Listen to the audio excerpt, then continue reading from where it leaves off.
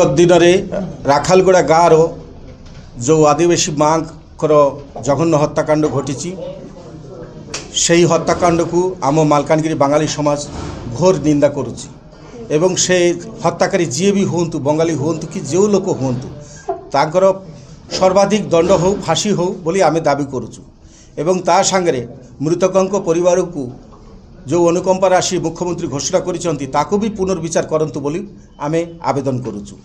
20 तारीख दिन मुख्यमंत्री कार्यालय तरफ जो अनुकंपा राशि MB 26 नंबर गाँववासी घोषणा करा जाइथिला जे सर्वोच्च 75,000 एवं दुकान गृह पर सर्वोच्च मात्र 20,000 टंका।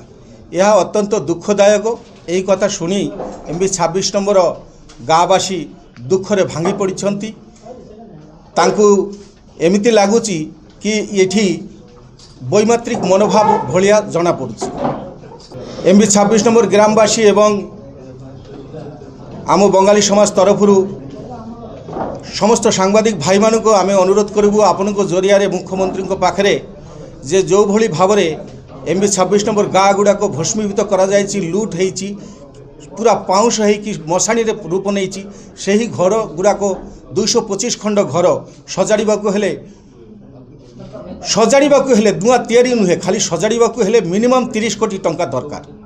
सुतरां आपण मानक जरिया आमे माननीय मुख्यमंत्री पाखे आवेदन करुचु जे आपणकर अनुकंपा राशि पुनर्विचार करी अति सत्तर आउ थे से ही गाँव घर सजाड़ापी 30 कोटी टंका अनुदान राशि आमे दाबी रखुचु कि आदिवासी माने आमर भाई तांके भी गत 60-70 वर्ष धरी आमको भाई हिसाब से आपणाई नहीं एका सांगरे मिलेमिशी आम ये चली आसुचु। तांको सांगरे आमर व्यक्तिगत किसी कौन संपर्क किसी खराब नहीं। आम घरे गोटे अनुष्ठान हेले आदिवासी भाई माने न आसिले आ तांको घरे गोटे अनुष्ठान हेले बंगाली भाई न गले से अनुष्ठान संपूर्ण हुए नहीं। यही प्रकार भाईचारा नहीं कि आम चलीचु।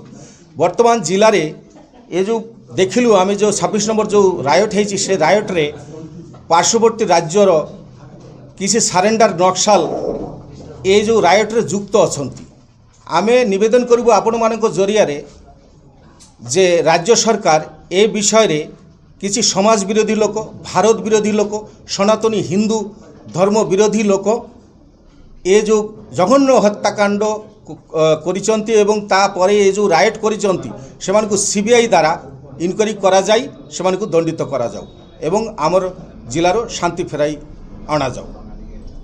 आमर आज मीटिंग रे सर्वसम्मति क्रमे वर्तमान सरकारी दल सहित जो भाई माने युक्त अछंती से माने आमर बांगाली समाज रे भी किछि पद पदवी अछंती सेमानकु आज एही पद पदवी समस्त को डिसमिस करागला सेमानकु आ बांगाली समाज रे कौन पद को रखा जाई नाही बहिष्कार करा जायछि।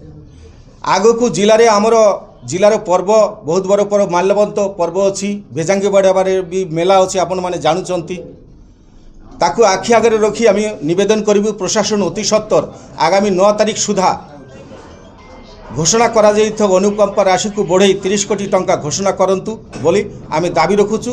अन्यथा आमर बंगाली समाज ता परवर्ती कार्यक्रम कार्यानुष्ठान ग्रहण करने को बाध्य रहिबु आमे। धन्यवाद। कुमार विश्वास बंगाली समाज जेनेल सेक्रेटरी आम बंगाली मानक विषय बहुत प्रकार प्रकार वार्ता आपण मानकर पेपर रे बा दूरदर्शन रे आम शुणुछु।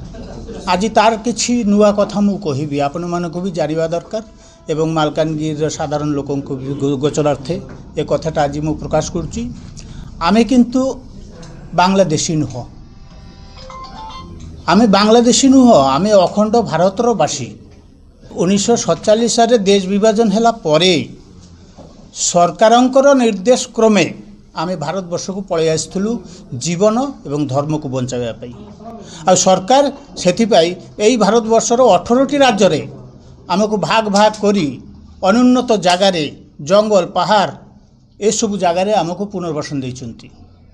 सेई ए जो घन जंगल रे आमको पुनर्वासन देइथिले आमे आमर बुद्धि बल रे हो आमर बाहुबल रे हो आमे सेई सब जगह को चाष यज्ञ करी आमर जीवन जीविका को निर्वाह करी आसी। जन्मसूत्रे भी आमे नागरिक কিন্তু ଏବେ ବି ଆମେ ଏଇ 65 ବର୍ଷ ପରେ ଆମେ ଏ ବଦନାମରୁ ମୁକ୍ତ ହେଇପାରିଲୁ ନାହିଁ ଯେ ଆମେ ବାଂଲାଦେଶୀ, ଆମେ ଉଦ୍ବାସ୍ତୁ, ଆମେ ଅନୁପ୍ରବେଶକାରୀ, ଏଇସବୁ ନିନ୍ଦନୀୟ ଶବ୍ଦ ଏ ଯେଉଁ ସମ୍ବାଦପତ୍ର ସମ୍ବାଦ ମାଧ୍ୟମରେ ଆମ କାନକୁ ଆସିଲା ବେଳକୁ ଆମ ହୃଦୟଟା ଜଳୁଛି। ତେଣୁକରି ଏସବୁ ଶବ୍ଦ ଯାକ ବ୍ୟବହାର କରିବାଟା ଯଦି ବନ୍ଦ ହେବ ତାହେଲେ ଭାବିବୁ ଯେ ନା ଭାରତ ଆମକୁ ମୌଳିକ ଅଧିକାର ଫେରାଇ ଦେଇଛନ୍ତି। ଆମେ ଆସିଛୁ 1962ରେ, ସେତେବେଳେ କ'ଣ ବାଂଲାଦେଶ ଥିଲା? ନଥିଲା। 1971ରେ ବାଂଲାଦେଶ ହେଇଛି। ଆମେ ତାହେଲେ କେଉଁ ଦେଶର ଥିଲୁ? ପାକିସ୍ତାନ କହିପାରେ, ପୂର୍ବ ପାକିସ୍ତାନ, ନହେଲେ ଅଖଣ୍ଡ ଭାରତର ବାସିନ୍ଦା। ସରକାରଙ୍କ ଡାକରାରେ ଆମେ ଆସିଛୁ। ସରକାର ଆମକୁ ଥଇଥାନ କରିଛନ୍ତି। ସରକାର ଆମକୁ ବଞ୍ଚିବା ପାଇଁ ରାସ୍ତା କରିଦେଇଛନ୍ତି। ଆମେ ରିଫ୍ୟୁଜି ନାହିଁ। ରିଫ୍ୟୁଜି ମାନେ ଜଣେ ଲୋକକୁ ବେକ ଧରି ଧକ୍କା ଦେଇକି ଫିଙ୍ଗି ଦେଲେ ସେ ହେଉଛି ରିଫ୍ୟୁଜ୍ থেকে ରିଫ୍ୟୁଜି ଶବ୍ଦଟା ଆସିଲା। ତେଣୁକରି ଆମେ ରିଫ୍ୟୁଜି ନାହିଁ। ଆମେ ଆମର ଜୀବନ ଏବଂ ଧର୍ମକୁ ରକ୍ଷା କରିବା ପାଇଁ ଆମ ଅଜା ଦଦା ବାପା କାକାମାନେ ଆମକୁ ନେଇ ଆସିଥିଲେ।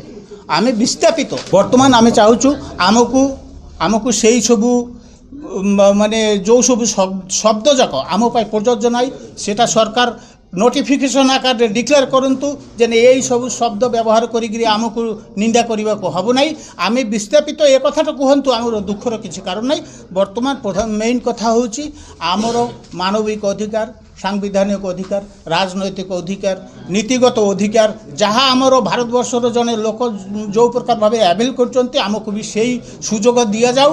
ଆଉ ଏଇ ଯେଉଁ ବର୍ତ୍ତମାନର ଯେଉଁ ଆତଙ୍କ ଆମ ପାଇଁ ଆମକୁ ଆତଙ୍କବାଦୀ ବି କୁହାଯାଉଛି। ପ୍ରେସ୍ ମିଟ୍ କରିବାର ମୁଖ୍ୟ କାରଣ ହେଉଛି ମୁଖ୍ୟମନ୍ତ୍ରୀ 29 ତାରିଖ ଦିନ ତାଙ୍କ ବିଧାନସଭାରେ ପାସ୍ ହେଲା, 30 ତାରିଖ ଡିକ୍ଲେୟାର ହେଲା ଯେଉଁ ଅନୁକମ୍ପା, ସେଇ ଅନୁକମ୍ପା ପ୍ରତି ନା ଗ୍ରାମବାସୀମାନେ ଖୁସିରେ ଅଛନ୍ତି ନା ଆମେ ଖୁସିରେ ଅଛୁ। ତେଣୁକରି ସରକାରଙ୍କୁ ବା ମୁଖ୍ୟମନ୍ତ୍ରୀଙ୍କୁ ଆମେ ଅନୁରୋଧ କରୁଛୁ, ସାରା ଏଇ ଅନୁକମ୍ପା ରାଶି ଉପରେ ଆପଣ ବିଚାର କରନ୍ତୁ, ଯେମିତିକି ସବୁ ଲୋକ ଶାନ୍ତିପୂର୍ଣ୍ଣ ଭାବରେ ଆଉ ଥରେ ସେମାନେ ସେଇ ନିଜ ଗାଁରେ ଘର ଦୁଆର କରି ବସବାସ କରିପାରିବେ।